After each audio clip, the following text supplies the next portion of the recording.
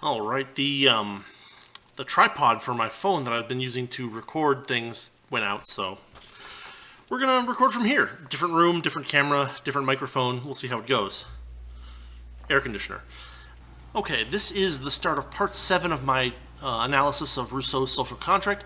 We'll be covering chapters 8 through 10, which are all titled The People.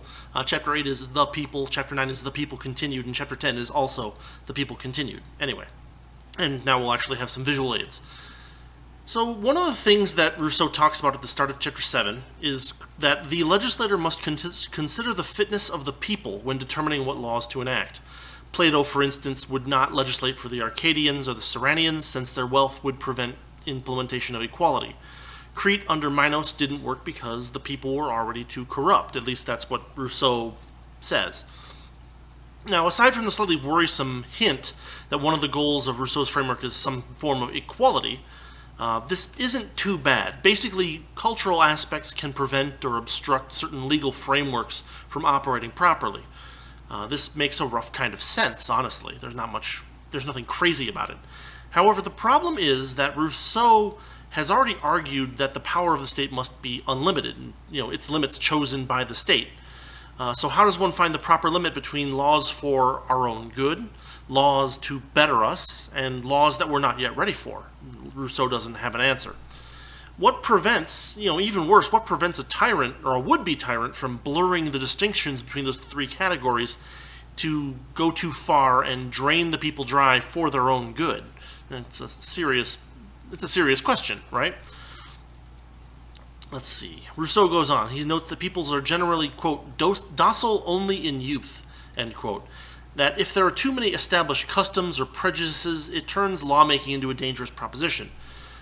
He compares several such situations to patients refusing care from doctors who are trying to help them but have kind of lost credibility. One of the problems here is that Rousseau is over-collectivizing. He's also kind of putting the kindest possible face on what inevitably leads to a system of state propaganda as education.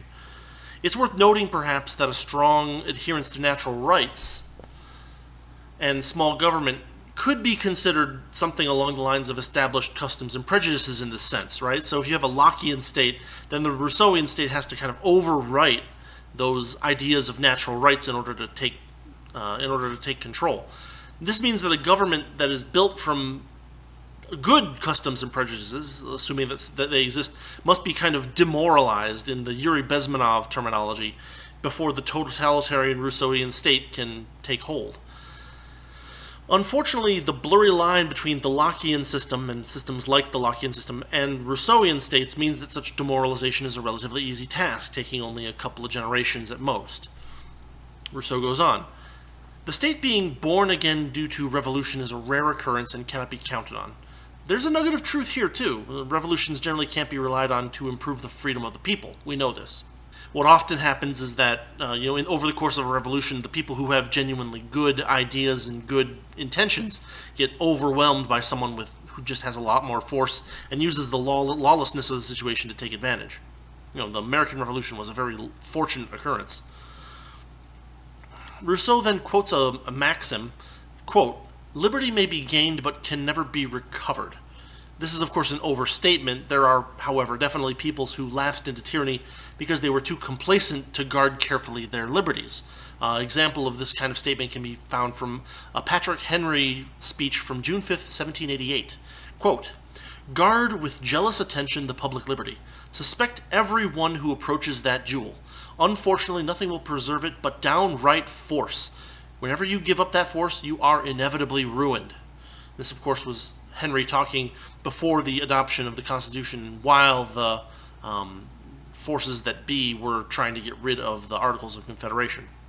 So Rousseau continues. He notes that, quote, "Youth is not infancy," but to kind of summarize, youth is the mature period before becoming too set in one's ways. It's different for all peoples, and it's hard to measure. Of course, what this really is doing is putting a pretty face on something like the more of the incentive or punishment system that's handled through non-aggressive social pressures, the harder it will be to institute and maintain a totalitarian state. In fact, we don't necessarily want the Rousseauian totalitarian state to move forward if people are actually set on their ways and those ways are working for them and voluntary. That would be great, right? If people could set up a set of customs and such that kind of are self-enforcing and voluntary, as opposed to a coercive state that takes all the power, casts all the people into dependency and so on. Now there's a weird part here at the end of this chapter. Quote, Russia will never be really civilized because it was civilized too soon, end quote. There's a paragraph of historical analysis that states that Russia will conquer Europe and then be conquered by the Tatars, or Tartars as Rousseau puts it. It's worth noting that at the time of this writing of the book, The Social Contract, Russian nobility already had widespread Tatar origins, and this was even before 1700. Rousseau is basically hedging here. He's essentially arguing that certain peoples or cultures are not suited to the frame of government that he believes to be proper. There's no argument with this particular example of Russia, just assertions. One of the problems facing a totalitarian is the possibility that he might find it harder to subjugate some groups than others. The Covenant Society instead says to an incompatible culture something along the lines of, we will offer you no violence, although we will demand that you remain where you are. Trade with us or do not at your desire, but any attempt to conquer us, rob us, invade us, or defraud us will be met with decisive and overwhelming force. That would be a voluntary society's response to a government trying to come in and civilize them. Moving on to chapter 9, the people continued. Rousseau begins this chapter. There is an ideal size for any state such that it is, quote, neither too large for good government nor too small for self-maintenance, end quote. Basically, overextension weakens social ties. Quote, long distances make administration more difficult, end quote. Each layer of additional further away government draws more wealth out of the people and draws it further away. Plus, people are less likely to actually feel any real allegiance toward leaders who are not nearby, who they never see. As I was reading this, I started to notice a trend. We've seen it starting in kind of the previous part, and it's going into here. Rousseau is basically starting all of his chapters with kind of some obvious, reasonable positions. And then what happens is that he follows these reasonable points with arguments that don't actually base off of these reasonable points in any meaningful way. He has these poor arguments where you open up with something that people would agree with, and then he says, because of this, blah, but the blah doesn't actually follow. What this does is it's a rhetorical trick. It lends an air of reasonableness to his system that he doesn't really deserve. He continues, different customs and such call for different laws. Pushing the same laws onto too different of peoples leads to, quote, trouble and confusion, end quote. And then a separate quote later on, talent is buried, virtue unknown, and vice unpunished. Legal cultural mismatch being a problem seems to be a reason to prefer less coercive, less powerful states. That would be my conclusion, right? That if people can't be put under the same law because their customs or whatever are too different, their characters are too different, that would be a reason for me to think, well, let's put these people under two separate governments so that they can have a government that they agree with. And it goes further than that, because the fact is that people who are the same at one time can become different. They can split off later on. This is one of the problems with the permanence of dominion in the Lockean system, right? Let's say that that there is one people to begin with, right? And then later on, the people kind of separates into two separate groups of people, and one is served by the government, one is not. You end up with a permanent minority and oppression of that minority. That can be a real problem. Rousseau's system does nothing to deal with that, because Rousseau's system is even more permanent than the Lockean system. This is one of the reasons why attempting to make states semi-permanent or permanent and dependent on implied consent rather than real consent is such a disaster in the long run, because groups of people change their minds over generations, and people that used to be of one mind become of multiple minds, or people of multiple minds become of one mind, and groups of people like this could combine their governments if they decided to do so. The Rousseauian and even the Lockean system have this permanence to the land area that a particular government looks over, that doesn't help when these things change over long periods of time. Not to mention the fact that governments have a tendency to get stronger and bigger and take more power over time, which means that they're kind of, in the long run, they're all going to become tyrannical.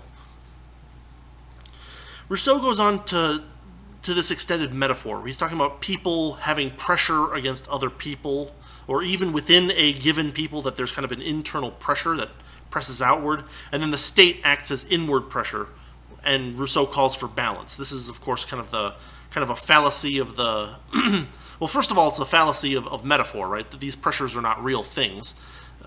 It's an inappropriate metaphor. Second off, it's one of those what's the fallacy where the golden mean fallacy, that the middle somewhere is always the best place to be. I mean, obviously too much metaphor makes for a silly argument. Rousseau is basically trying to justify making states just a little stronger and bigger than voluntary organizations that fulfill the same demands could be, right? In order for the state to have an inward pressure, it must necessarily grab a group of people that has significant outward pressure, and then that inward pressure to match has to kind of dominate these people a bit. That's kind of what we're trying to get away from the voluntarist perspective. And of course, the statist will always find a reason to expand his powers. He'll always say, well, we don't have quite enough pressure. We need a little bit more. We need a little bit more. Because of course, after all, unless they're much more powerful than all other states combined, they're always in danger, or at least, in their perception, they're always in danger. They can always propagandize people that the outside is evil monsters, and we need more power in government to defend you from the evil monsters. And even if they become more powerful than all other states combined, kind of like the U.S. government, then they need more power to handle the massive waste that large coercive organizations necessarily cause. It's kind of one of those things where you're damned if you do and you're damned if you don't. If the state's about the right size, then people always push for it to be a little bit bigger and stronger than its neighbors. And if you are stronger than your neighbors, then, well, you need to maintain that power. And also, we've taken so much, from the public that we need a lot more power in order to kind of push people to be more productive, or push people to accept being less prosperous for a given amount of production. Rousseau notes that the vigor of well-governed people is better than resources from large holdings. This is the kind of thing that would restrict angels, should we ever find any to govern us, but not people. He notes that some states are made up such that expansion or conquest is part of their nature, and this leads to kind of a self-congratulation loop up until they collapse. It's worth noting that a state that is so repressive of its people that they can't even maintain themselves without constantly pilfering from outside the state is already so far down the road to totalitarianism that it's unlikely that it'll escape the collapse no matter what it does. Those people are already stuck in their positions, and they're already, demanding more and more and more from people, so that there's nothing left for them for themselves. And then they say, well, we need to conquer out here so that we can get stuff to bring in because we can't make all the stuff that we need. It's one of those, tricks that totalitarian governments do, because if the people were not under this heavy yoke of heavy government, then they'd be able to produce more, and they'd be able to keep more of what they produced. That is to say, it's very likely that they could become self-sufficient if the government wasn't, regulating them and basically dominating them and stealing from them. But of course, Rousseau doesn't see any of that. Continuing into chapter 10, the people continued again. Rousseau begins, 2 measures of the body politic, territory and population. Quote, the right relation, therefore, is that the land should suffice for the maintenance of the inhabitants, and that there should be as many inhabitants as the land can maintain, end quote. Emphasis mine. Basically, too much land is too hard to defend, but too little land leads to dependency on neighbors. Of course, this is obviously a book that was written pre-marginal revolution, so value theory is bad right now. But this is kind of like a subsistence farming kind of thinking. It assumes that current standards of living are effectively permanent. This is definitely not true. Instead, a better balancing act for someone to think about is between people's ability to produce surpluses and save and increase the productivity of their labor with new capital goods, and the people's desire for leisure and consumption, right? This is the far better thing to look at. It's not true that everyone needs to be a workaholic, and it's also not true that, people should be discouraged from producing to the point where they become dependent on others. That's all well and good, but the the balancing act is not between, grabbing land from people that own it and stealing it and their goods and stuff like that, to being dependent on neighbors, but actually like letting the people gather goods and save up to a point where they're comfortable. That's the actual correct place for this slider to be on. I mean, the best way to encourage this is to allow the people to reap the rewards for serving consumers efficiently. A totalitarian government dedicated to some or any form of equality will never allow this to proceed anywhere near as far as it would under a system dedicated instead to kind of concrete concepts of private property rights and or defense of private property. In other words, life, liberty, and pursuit of happiness is closer to what the right answer than what Rousseau is giving us. But he continues, the amount of land needed for a given people is uncertain and depends on many variables. The legislator must have foresight and aim toward the state, quote, that to which the people ought naturally to attain. Now, it is true that legislators should ideally be farsighted and look at many variables. That would be great. That'd be the kind of thing that we'd love them to do if public choice and incentives didn't convince most of them to just be self-serving grabbers. Obviously. But what this is kind of doing is it's scraping up against the Mises calculation problem and Hayek's knowledge problem. Basically, the more socialistic a government gets, the more it regulates and controls the movement of the economy, the worse and worse things get because the government can never have the knowledge that individuals have. And the more it takes control of, the less information that's actually available for people to plan things, prices and stuff like that. Of course, the point is that the legislator, whoever he is, will never be in the best position to be farsighted. And this is why systems that don't require some kind of high-handed central planner are more successful than systems that do. Now, there's two paragraphs here over on page 44, as you can see here. There's this odd paragraph about, quote, enjoyment of peace and plenty, end quote. It's in the top half of the page. And what it seems to be suggesting is that lawmaking should be used to keep the people a bit off balance in times of peace while they're still prosperous. That was my first read of this paragraph. These two paragraphs are not very well written. After reading this paragraph and the next paragraph several times and trying to figure out what the hell he's getting at, I think what he's saying is that the least likely time for bad laws to be accepted is during peace and prosperity. That is to say, a tyrant tries to bring up laws when the people are hot-blooded, and the good legislator does not create laws when people are agitated. Quote, the moment when a battalion is forming up is when its body is least capable of offering resistance and easiest to destroy, end quote. Further, war, quote, war, famine, or sedition at time of crisis, end quote, will mean overthrow of the state. Tyrants make laws during times of high tension, depending on the hot blood of the people, to overlook the problems with these new laws. And the laws passed during upheaval can lower the stability of the state to the point that it collapses. It's pretty clumsily worded, but I think I figured it out. Next up. The best people to legislate for or upon are those with some kind of unity, kind of like a national unity, but no experience with the, quote, real yoke of law, end quote. People with minimal customs, minimal superstitions. People without a risk of sudden invasion. People who have independence from foreign reliances, either incoming or outgoing. People who are self-sufficient, not too rich and not too poor. What Rousseau is saying here is that his framework is really only suited to some very small subset of people because many people have too much baggage to let his followers take control of everything and dictate terms to the people. He's failing that man as he is test again. He said, at the very beginning, I want to look at man as he is, and he's just not doing that. Obviously, the value of this text and texts like it, texts on political philosophy in general, is to try to convince people that the author's system is superior and can be applied to the reader's society in order to improve things for good people. That's why the obvious starting point, to me, is something like, what will people agree to voluntarily?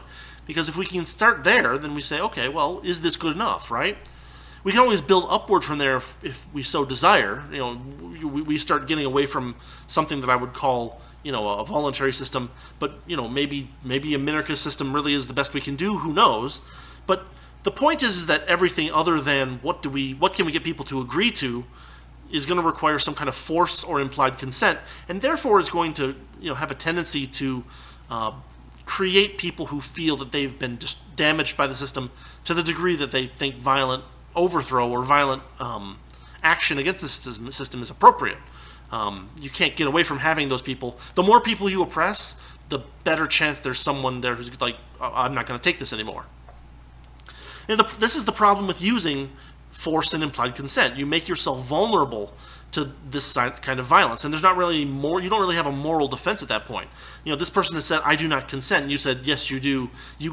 I imply your consent, or I infer your consent," and he says, "Well, that's not how that works," and he gets angry at you, and justifiably so, right? I mean, any time that you go back into a system where there's coercion, where there's implied consent, you're basically going back into kind of a might makes right, just with extra steps. That's what we're trying to get away from. That's the whole point. I mean, if we just wanted to have a king that, whose word was law, then we could do that, right? The problem is that people would want to harm that king, and reasonably so, rightfully so.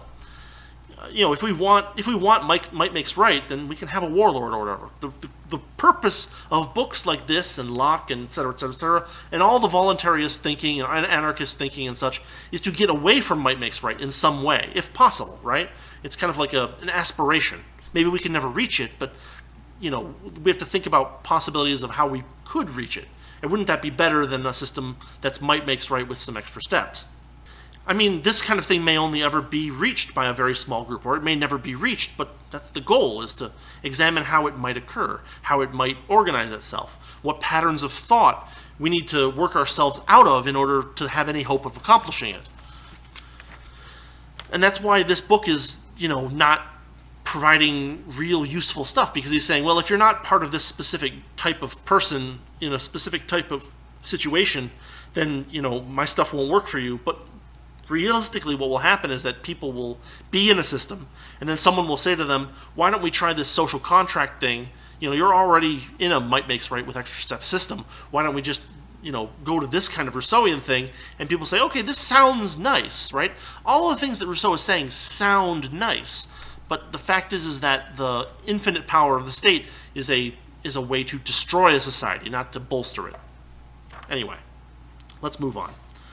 Rousseau continues by noting that difficulty in legislation is not in building up new stuff, but in destroying the old, as opposed to a system of legislation that doesn't actually require destroying the old, a voluntary system, for instance. Or at least, destroys as little of it as necessary. I could certainly see, certain customs existing that involve, consensual or semi-consensual, highly social pressured violence, right?